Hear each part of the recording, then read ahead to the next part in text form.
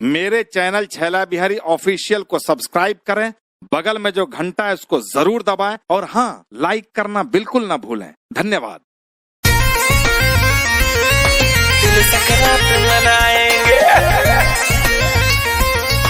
दिल सकरात मनाएंगे।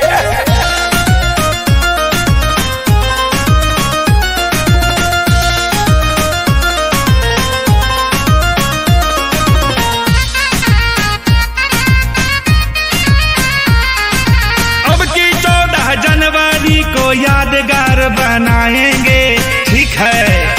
हाँ हाँ, अब की 14 जनवरी को यादगार बनाएंगे, ठीक है। हाँ, दही चूड़ा खाएंगे, तिल संक्रांत मनाएंगे, ठीक है। हाँ हाँ, दही चूड़ा खाएंगे, तिल संक्रांत मनाएंगे, ठीक है। दोस्त और यार संगे पतंग खूब उड़ाएंगे, ठीक है। दोस्त और यार संगे पतंग खूब उड़ाएंगे, ठीक है। रात को खिचड़ी खाएंगे, तिल संक्रांत मनाएंगे, ठीक है।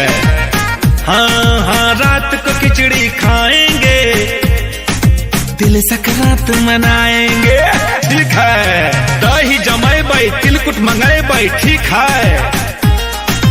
दही जमाएबै, तिलकुट मंगाएबै, देसी गुड़ संगे सबका खिलाएबै, ठीक है। त्योहार दिल के मनेबै, मिलके दूरी मिटाएबै, बिछड़े दो दिल के, ठीक है। गले मिलके दो दिलों की दूरी को मिटाएंगे, ठीक है।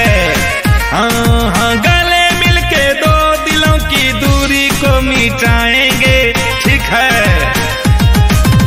दही चूड़ा खाएंगे, तिल संक्रांत मनाएंगे, ठीक है।